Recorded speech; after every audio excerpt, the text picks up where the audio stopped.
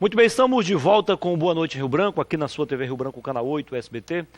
Mais uma vez, obrigado pela sua audiência. Você que nos prestigia aqui na nossa capital, Rio Branco, você também do interior, você de Bujari, de Quinari, de Porto Acre, Capixaba, Praça de Castro, Sena Madureira, onde o nosso sinal chega diretamente pelo canal 8 SBT. Nos demais municípios acrianos, no total de 22, você nos prestigia pela NET HD TV, canal 15, ou pela internet através do portal riobranco.net, que é o portal oficial da sua TV Rio Branco. Nossa empresa aqui, nosso grupo, são 3 empresas. O Jornal Rio Branco completa ano que vem 50 anos, a TV Rio Branco 30 anos e o portal riobranco.net, a mais jovem empresa do grupo, vai completar 15 anos, certo? Sempre ao seu lado, defendendo a democracia, defendendo o seu livre direito, né, de expressão. Que bom, né? Temos aqui o apoio da Purifique Acre, melhor da água alcalina para você, da Nilmag, pode beber, viu, Jadson? Água mineralizada, purificada e magnetizada. Vai dar muito mais energia. Se você já é uma pessoa que tem muita energia lá na UFAC, vai ter muito mais. Temos também o apoio do Grupo Araújo, Araújo Mix e o Araújo Supermercados. Boa noite especial aos empresários Aldenor e Aden Araújo, que não perdem uma edição do programa. Muito bem. Pela primeira vez aqui no programa, eu tenho o prazer de conversar com o Joedson Reis. Ele é estudante de filosofia da Universidade Federal do Acre, a nossa UFAC, está concluindo o curso. Faltam apenas alguns dias. Seja bem-vindo. Obrigado. Tudo bem? Obrigado. São quantos dias mesmo? 90 dias aí? No mínimo ainda, né? Nós temos o semestre para frente, que vai começar agora, nessa primeira semana de abril. Então tem mais pouco mais de 5, Não 6 precisa dias, pressa para terminar, vamos aproveitar o semestre. Eu vejo aqui que o seu nome tem tudo a ver com o curso que você está fazendo, viu? O significado da palavra. Foi seu pai ou sua mãe que escolheu? Um nome diferente. Foi meu pai que escolheu. É alguém que tem muito amor profundo pela vida, alguém que gosta de viajar, que adora estudar. Você gosta de estudar? Eu sou curioso. Eu fazendo essa pergunta para um estudante de filosofia é redundância. Se não gostar de estudar, não vai ser. Não é, tu pode até estar matriculado no curso, mas não é estudante. Certamente. Então você está se dando bem, está se sentindo bem com esse curso? Ele me serve para muita coisa. Ele, ao contrário do que tem dito, por exemplo, sobre perspectiva profissional, eu vejo que há perspectiva profissional. Basta você se qualificar para isso e, além de tudo, ele traz um preenchimento de vida, né? Que eu acho que quem lidar com filosofia, lidar com pensamento, com as principais questões da vida, isso ajuda a gente a lidar com essas questões. Qual é a sua visão sobre esoterismo? Sobre essa questão, é bem complicado falar, por exemplo, sobre questões que partem do subjetivo. Eu tenho uma opinião assim, estava até pensando em falar sobre isso mesmo hoje, que eu acredito que as posições elas vão se dar, exposições mediante a corrente ideológica de crença religiosa, filosofia ou política, elas vão se dar muito pela ânsia que você tem, aquilo que você quer que lhe preencha. Então, quem é adepto ao esoterismo, naturalmente vai estar em busca daquilo que todos os que adotam uma corrente estão, que é de se preencher e de colocar. Agora, a questão da avaliação da perspectiva, eu acho que cabe aos membros mesmo. Muito bem. Tá, mas o assunto principal não é este. O assunto principal é uma proposta que tramita na Câmara de Rio Branco, que regulamenta o que vocês sempre defendem, né? A passagem, a entrada. E aí? Pois bem, a gente veio para cá para falar, a gente é da UJS, nesse momento agora é de manhã, o programa vai passar à noite, e a gente está atuando em várias questões, né? E uma das questões principais da nossa atuação sempre foi o movimento estudantil e as pautas que o cercam. Só um minutinho, você já veio de lá da Câmara? Eu só passei por lá. Já tinha muita gente mobilizada? Já tem. Só que lá hoje é outra pauta. Hoje é uma pauta em relação à questão do conceito de família que está sendo abordado pela Câmara. E aí tem a questão de LGBT que entra nessa perspectiva aí. Agora, como é que você vê essa mobilização lá na UFAC e partindo de lá para outras instituições no sentido de fortalecer esse movimento? Eu penso assim que há vários grupos, né, dentro da universidade. Você percebe que dentro da universidade tem vários grupos de feministas, vários grupos de juventude de esquerda e vários grupos de juventude de direita.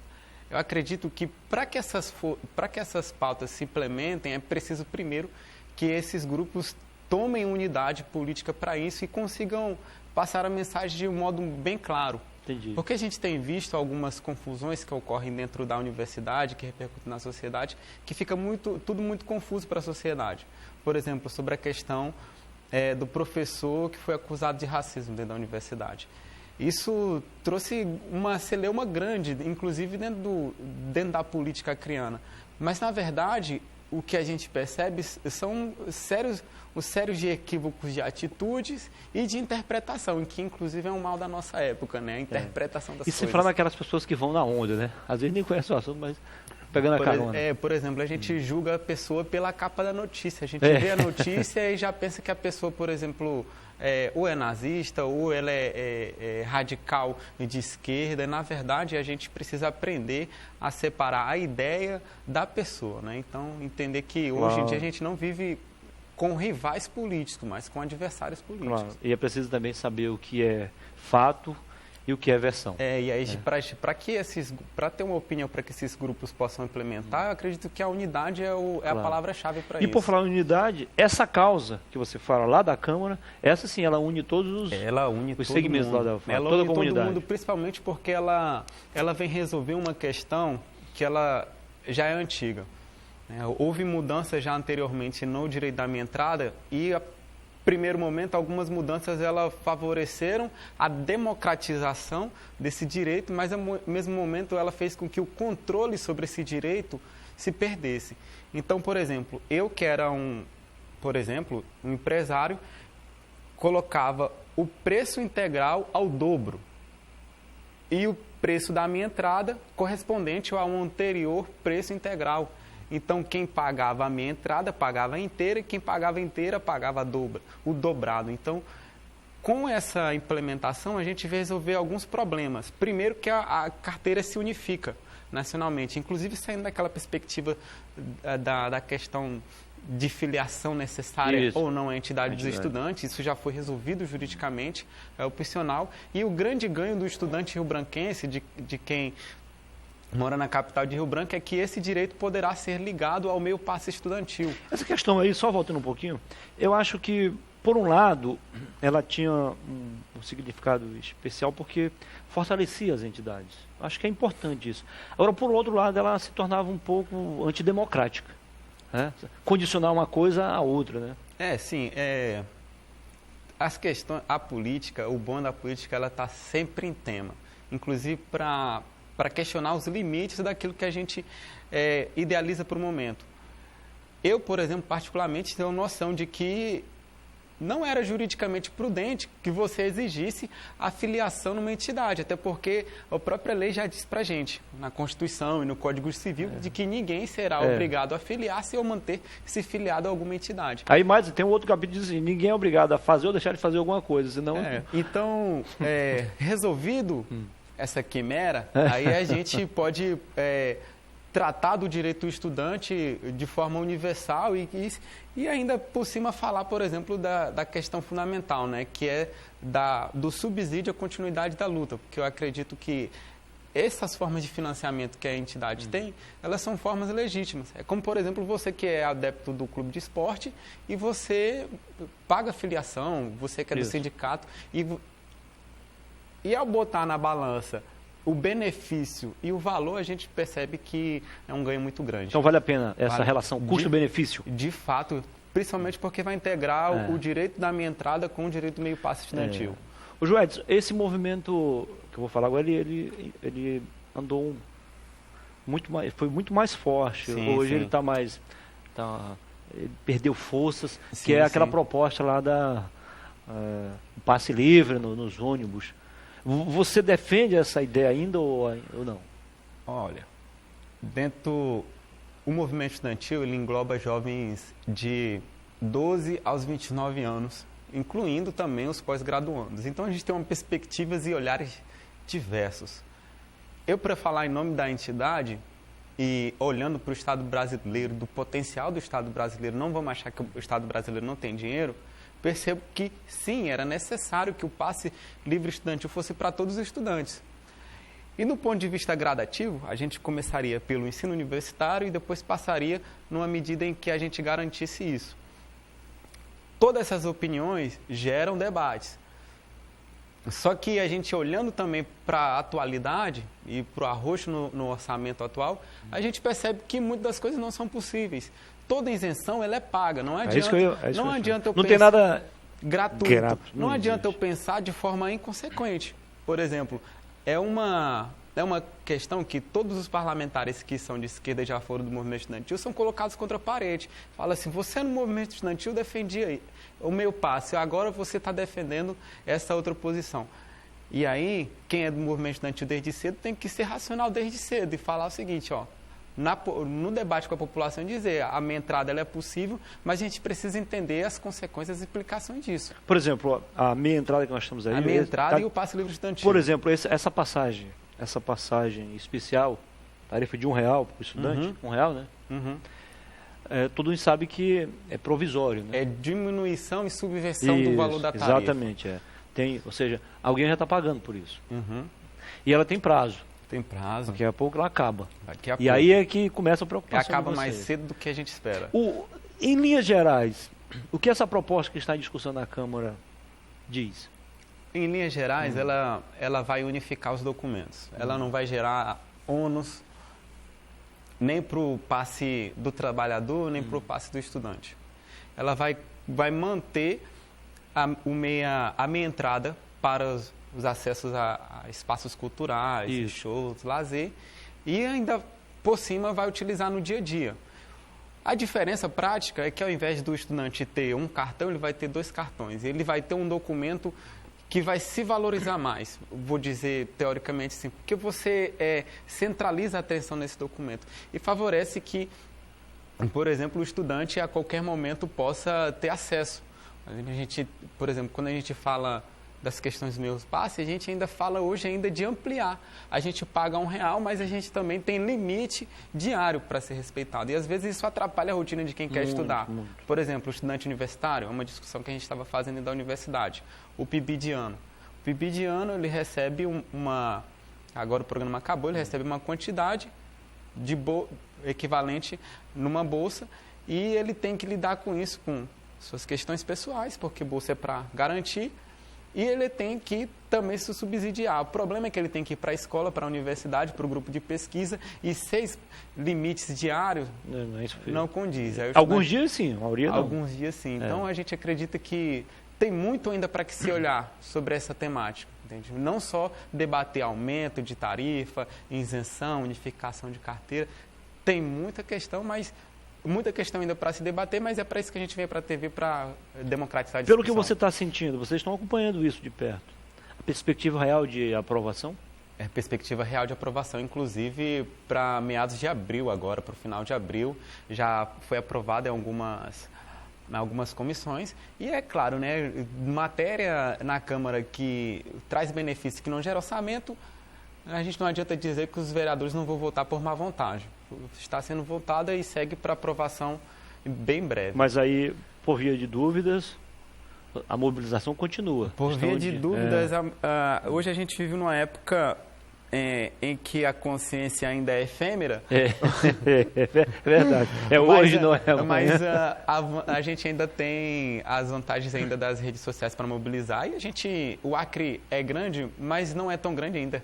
O movimento estudantil inteiro se conhece, sabe quem é quem, e a gente se mobiliza facinho.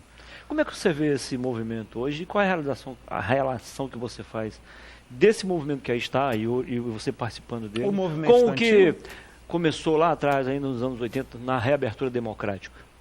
Cada época com seus problemas e cada problema com a sua medida necessária. Né? A década de 80 é uma década de efervescência intelectual.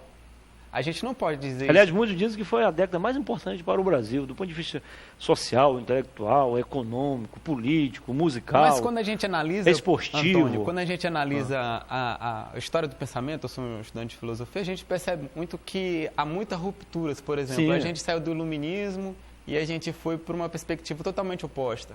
Aí depois a gente passa por uma outra perspectiva totalmente oposta. Eu não sei falar confortavelmente como que a gente está nessa época. O Bauman chega a dizer que a gente vive numa sociedade líquida. Agora, eu percebo que ainda existe uma juventude organizada ainda no Brasil, não só nas juventudes políticas, existem juventudes afins que são organizadas e que pautam os problemas hoje. É claro que existe uma grande massa que ainda precisa ser tocada, mas eu vejo que todas essas forças fazem seu papel ao que lhe alcança as mãos. Eu vejo você falando muito em política. Você gosta também da política partidária? Eu gosto também. Eu gosto também porque é difícil até nessa época as pessoas falarem isso de forma bem assumida, mas eu me aproximei da política partidária aos 14 anos e eu acho que isso que foi que me salvou para a cidadania. Eu era um jovem que vivia em risco. Eu vivia em risco e através da política eu conheci Como é que foi a jovens... sua infância? A minha infância? A minha infância foi boa. Graças a Deus eu nunca passei fome, nunca faltou nada. É uma infância de periferia, mas estou num ambiente onde muitas coisas acontecem. Hoje você mora na região da Baixada Sobral? Moro na região você da sempre Baixada. morou lá, não? Sempre morei em Rio Branco e sempre morei na Baixada da Sobral, na maioria da minha vida. Mudou muita coisa para melhor nos últimos anos lá? Mudou muita coisa para melhor, posso dizer. Rio Branco está mais violento hoje, mas a Baixada está menos violenta. Né? Já foi muito mais violenta, né? Olha, Ou ela se igualou aos outros bairros, é isso? Eu acho que existe uma nova ordem de elementos. Porque é o seguinte, é complicado falar disso na TV. Por exemplo, mas embora a gente tenha relações com a política, mas a gente tem que ser fiel com a verdade. Claro. Quando eu ouço falar, por exemplo, de que o crime comum diminuiu, a gente deduz isso naturalmente, porque existe uma segunda ordem que diz, por exemplo, até quem você pode fazer mal ou quem não pode fazer mal. Então, isso é um problema do Estado brasileiro que a gente vê. Você tocou num assunto importante, eu não diria os crimes contra a vida, mas os outros crimes, em geral... É o monopólio do crime, parece, né? Não, assim, eles diminuíram, de fato eles diminuíram. De direito, de fato não, porque você não vai mais à delegacia registrar. Se não vai mais à delegacia registrar uma queixa, então os dados oficiais mostram que em determinadas regiões o crime diminuiu. Não diminuiu. Ele aumentou. Não diminuiu. E depende do que a gente também Sim. entende por crime comum, né? Claro, porque, claro. E crime que diminuiu. Porque quando a gente fala, por exemplo, de crimes que não são registrados, a gente fala, por exemplo, a gente pode se apropriar de dados internacionais e nacionais, por exemplo, de jovens que morrem em confronto com a polícia, de jovens que por exemplo, que morrem em N situações, por exemplo, até o trabalhador que morre de forma inocente. Essas coisas muitas vezes não vão para um boletim de ocorrência e, enfim, as pessoas aceitam de forma trágica. A conversa está agradável, Joedson, mas o nosso tempo acabou. Eu quero agradecê-lo pela entrevista. Parabenizá-lo pelo trabalho. Eu quero deixar para o nosso congresso da UJS, que vai acontecer no dia 6, 7 e 8. UJS, da União 6, 7 e 8. Isso, de julho em São Paulo, a nossa etapa nacional. Vocês podem voltar aqui na semana. Você vai viajar também? Vamos agradecer. Não vou viajar porque... Mas alguém vai daqui. Com certeza. A direção da UJS é uma direção ampla, organizada em nível estadual, nível municipal e em algumas regionais também. Legal. Uma galera experiente. Eu sou só mais um. Um abraço. Tudo de bom, tá? Obrigado. Você é o secretário de organização? Secretário de organização. Da UJS. Você era para ter falado antes, eu não me apresentei. Tranquilo. Mas tudo bem, né? O importante é que a gente fala. Claro, com certeza. Foi um prazer, tá? Tá bom, obrigado. Sucesso. Depois do intervalo, eu volto com mais uma entrevista para você, com o último bloco do programa de hoje. Fique com a gente.